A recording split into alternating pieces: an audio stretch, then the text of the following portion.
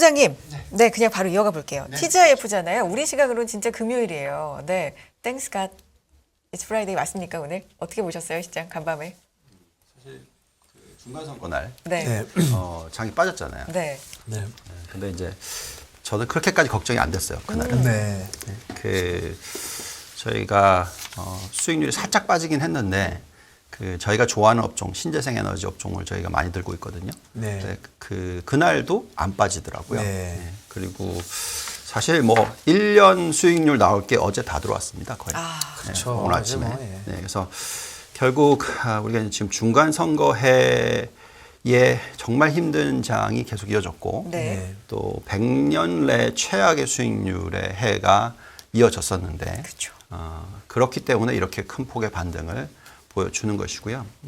그리고 제가 이제 이런 얘기를 해드렸던 것 같아요. 지난 20년 동안에 만약에 이렇게 변동성이 심한 시장에서 주식을 안 들고 계시면 만약에 그 10년 안에 10번의 가장 높은 수익률이 난 걸 미스를 하면 수익률이 0이 된다고 연간 수익률이 10년 동안. 네, 그래서 어제 같은 걸 놓치시면은 수익률이 엄청나게 사라지는 거죠.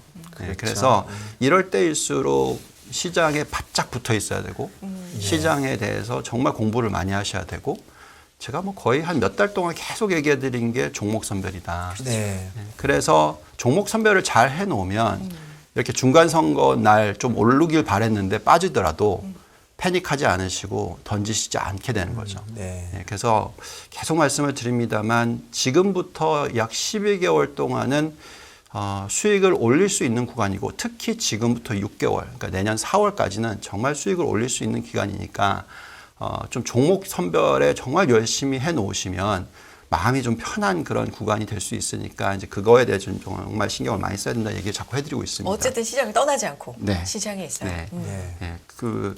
얼마 전에 인터뷰한 캠 피셔 얘기 듣고 있으면은 네. 저랑 얘기가 너무 비슷해서 네. 네. 특히 대출 증가율 부분에 있어서 예. 경기 침체 부분 이런 부분들이 있어서 근데 어쨌든 지금 미국 증시가 사인을 보여주고 있기는 해요. 네. 이 차트 한번 보시면은 네.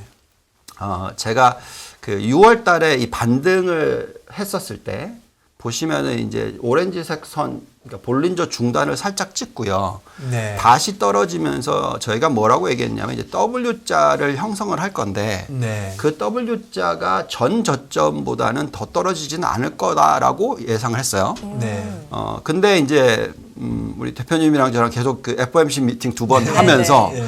그냥 그대로 얻어 맞았죠. 왜냐하면 네. 그 두 번의 미팅 전부 다 저 두 번째 바닥을 첫 번째 바닥보다 더 낮게 만들었어요.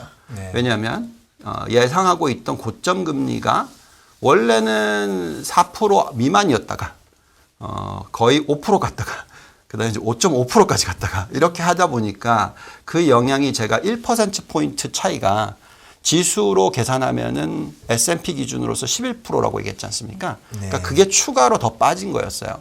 근데 이제 중요한 거는 11월 2일 날에 FOMC 미팅이 있었는데 더 매파적이긴 했죠. 네. 근데 그때의 시장이 바닥을 잡고 올라왔었을 때가 그 전의 바닥보다 높았어요.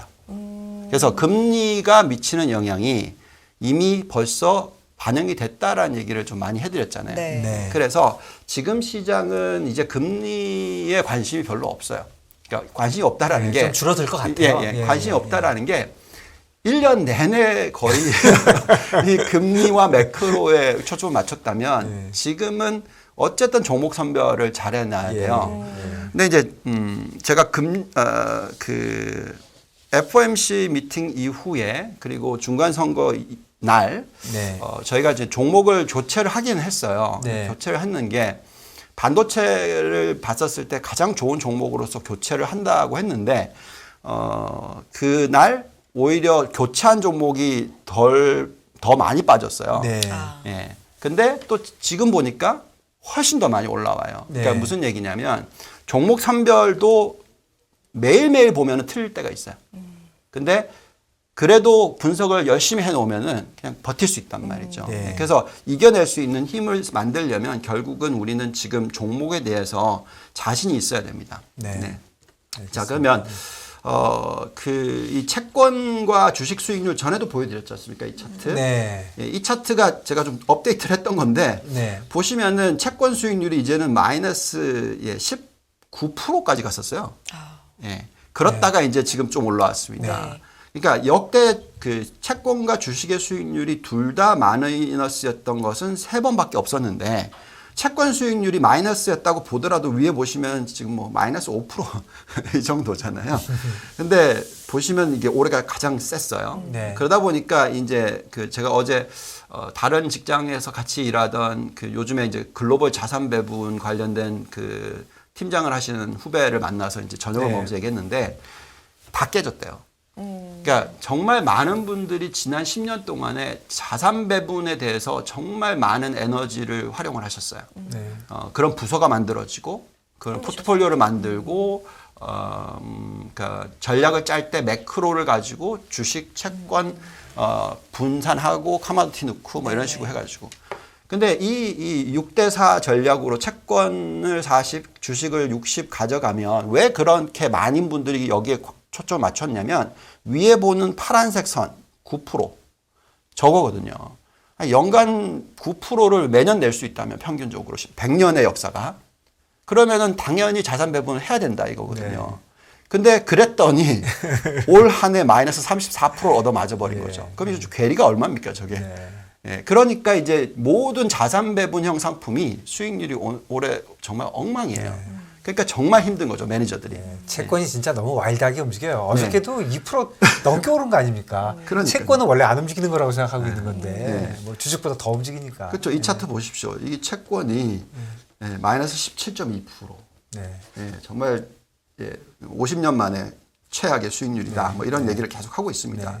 그래서 정말 매니징을 하기, 그러니까 운용하기가 정말 힘든 한 해였다라고 생각이 듭니다. 네. 자, 근데 우리가 이제 중간 선거 얘기를 지난주에도 했고 했는데 오늘 다시 한번 말씀드릴 부분은 중간 선거가 지나고 나서 6개월 동안의 수익률이 16%, 그다음에 12개월 동안의 수익률이 18.6%, 24개월 동안의 수익률이 33.7%라고 말씀을 드렸는데 이걸 이제 또 이 선거, 그러니까 대통령 임기 기간으로 봤었을 때 숫자가 상당히 중요한데요.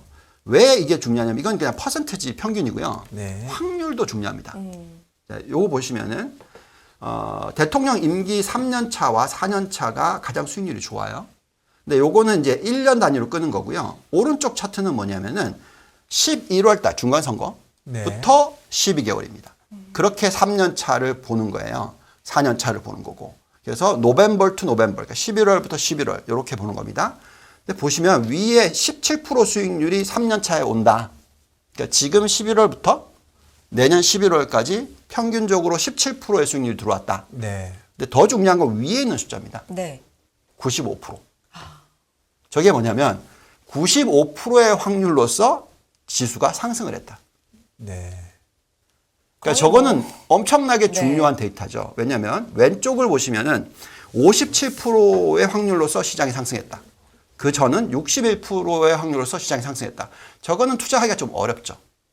그렇지만 3년 차와 4년 차는 95%의 확률로서 상승, 86%의 확률로서 상승인데 그 상승폭이 3년 차가 17%니까 가장 좋은 해다라는 거죠. 그래서 이 숫자를 보고 있으면은 저희가 조금 그래도 물론 여러 가지 매크로 이슈도 있고 뭐 여러 가지가 있지만 좀 안심을 해도 되지 않을까 뭐 이런 생각을 좀 해보고 있습니다.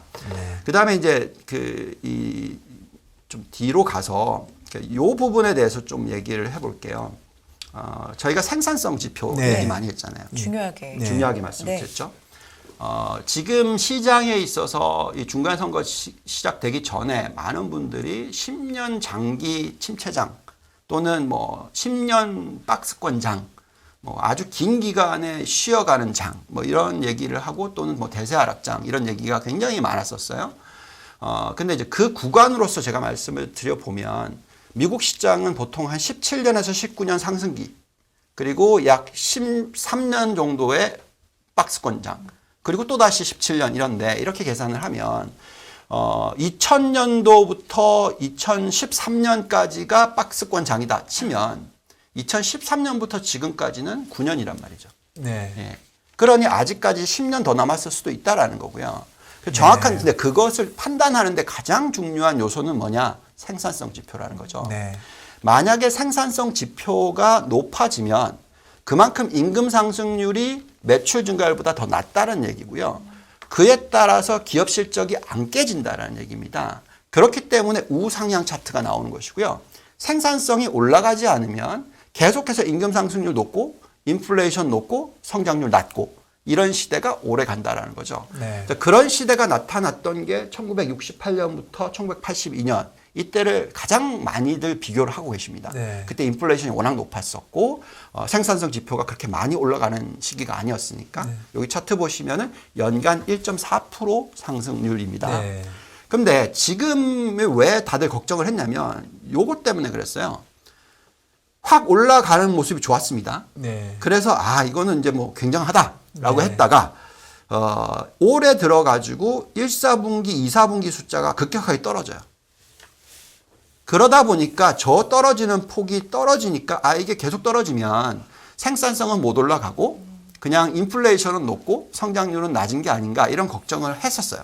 네. 근데 지금 3분기가 인플레이션이 가장 높잖아요. 네. 그 분기에 생산성이 더 떨어지질 않고 올라갔습니다. 네. 예, 그래서 예. 그렇게 계산하고 지난 1년을 봤더니 연간 상승률이 2.63이에요. 그렇다라는 것은 과거에 스태그플레이션이 일어났던 시대보다도 최소한 1% 이상 또는 1.5% 정도 더 높은 생산성 상승률이 있는 시대라면 저희가 볼 때는 박스권이라기보다는 상승 추세에 있는 상승장 아래에서의 변동성이다라고 생각하는 거고요. 그래서 지금은 어떻게 보면 타이밍상 대통령 임기 3년 차에 그다음에 생산성 부분에 있어서 정말 비관적으로 봤었고 여기에 또 인플레이션까지 예상했던 것보다 더 빠지고 있으니 결국은 내년 3월달, 4월달이 되면 인플레이션이 얼마나까지 떨어질까? 또는 내년 연말까지 인플레이션이 얼마까지 떨어질까라고 이제 사람들이 보게 되는 것이고요. 그 부분에 있어서 제가 좀 드리고 싶은 말씀은 결국은 고용시장이거든요. 네. 예, 고용시장의 숫자가 금요일 날 비농업 신규 고용자 수가 26만 1,000명이 나왔어요. 그러면 이제 20만 명 예상치보다 높게 나왔으니까 시장이 일시적으로 훅 빠졌습니다. 네. 근데 뜯어보니까 그게 아니네 하면서 다시 올랐어요. 네. 근데 그 내용이 뭐냐면은 미국의 실업률 추이가 3.6에서 예상치 3.6에서 3.7%가 나왔고요. 네. 그 다음에 이제 전에도 보여드렸지만 노동 참여율이 낮을 때는 실업률이 그렇게 높게까지 올라가지 않아도 피봇이 일어날 수 있다. 이 얘기를 해드렸잖아요. 왜냐하면 인구 중에서 일을 하는 사람의 수가 적다라는 것은 네. 그만큼 실업률이 좀 너무 생각보다 낮게 만들어져 있는 수도 있다라는 거죠. 예, 자발적 실업. 예, 그렇죠. 예, 예. 그래서 그것으로 계산을 했었을 땐 지금 또 이 노동 참여율이 또 떨어졌어요. 네. 그러니 과거에도 그 정도의 이 노동 참여율 시대에서는 4% 미만에서도 피봇이 일어날 수 있다. 네. 그러니까 지금 3.7%니까 얼마 안 남았다라고 네. 생각할 수 있는 거죠. 그래서 결국은 임금 상승률과 또 비교를 해야 되는데 여기에 보듯이 시간당 임금 상승률은 전달 대비 숫자로 보면 4.4%까지 떨어졌고요. 그 다음에 전체 임금 상승률은 전달 대비 계산했더니 3.9%까지 떨어졌습니다. 자, 그러면 이거는 고용시장이 너무 핫해서 너무 좋아서 인플레이션이 6% 시대로 계속 간다. 이거 아니에요. 오히려 1년이 지나고 나면 인플레이션은 4% 미만 시대로 간다. 이게 맞는 거죠.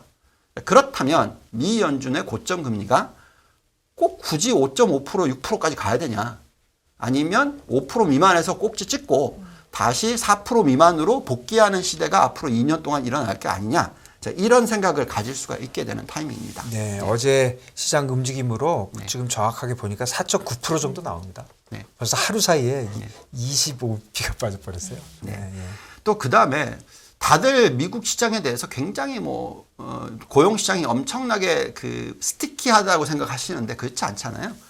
메타 같은 경우에 감원 왕창 얘기 나왔죠. 네. 그다음에 요거 한번 올려보시면은 모든 이 신규 테크 기업들 다 엄청나게 감원 실시를 하겠다라고 네. 지금 얘기를 하고 있어요. 그만큼 미국 고용 시장은 유연합니다. 네. 우리나라와 많이 다르고요. 네. 그래서 이런 환경에서는 저희는 생산성이 높아지는 환경은 계속 이어질 수 있다.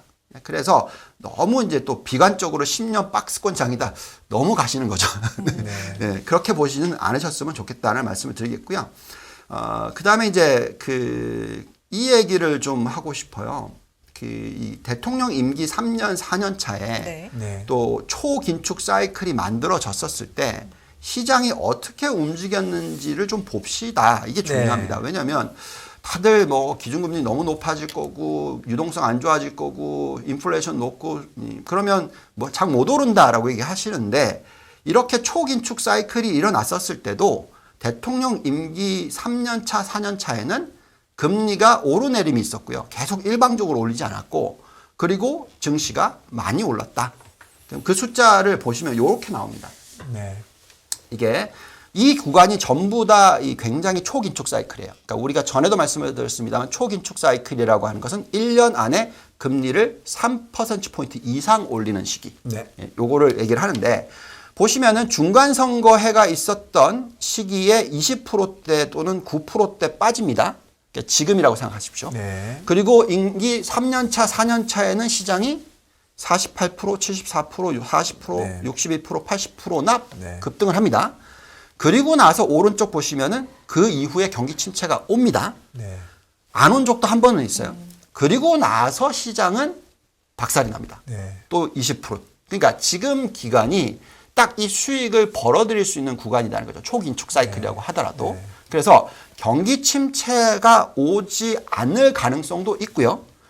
저희 계산상으로 내년도에 경기 침체가 올 확률은 30%대 정도밖에 안 된다고 저는 계속 말씀을 드리고 있고 왜? 대출 증가율이 여전히 높기 때문에 그렇다고 계속 말씀을 드리고 있고 하지만 2024년에 경기 침체가 올 확률은 50% 이상으로 올라간다고 말씀을 드리고 있고 그렇다면 2024년에 제법 큰 폭의 하락장이 다시 시작될 수도 있다는 거고요.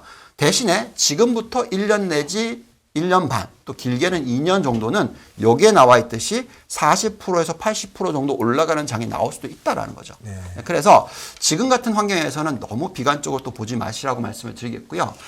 본부장 말씀 중에 죄송한데 네. 사실 요 질문에 대한 답이 어느 정도는 나온 것 같아서 요거 감안해서 앞으로는 정리를 좀 해주세요. 최종임 님이 오늘처럼 크게 오를 때는 매도해야 되는지 아니면 더 오를 수 있는 장이 오는지 또 지연킴 님도 당분간 추세 상승으로 가나요? 그러니까 많은 분들이 사실 궁금한 건 이겁니다. 여기 있잖아요. 그러니까요. 네, 네. 대통령 임기 3년, 4년 차에 오를 확률이 초긴축 사이클이다 하더라도 높았다. 네. 네. 그리고 그 구간이 2년 이어질 수 있을 가능성이 상당히 높았다. 아까 보여드렸듯이. 네. 예, 그러니 지금은 던질 타이밍이 아니겠죠.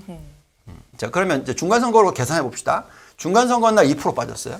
그리고 지금 오늘 5% 올랐습니다. S&P 기준으로.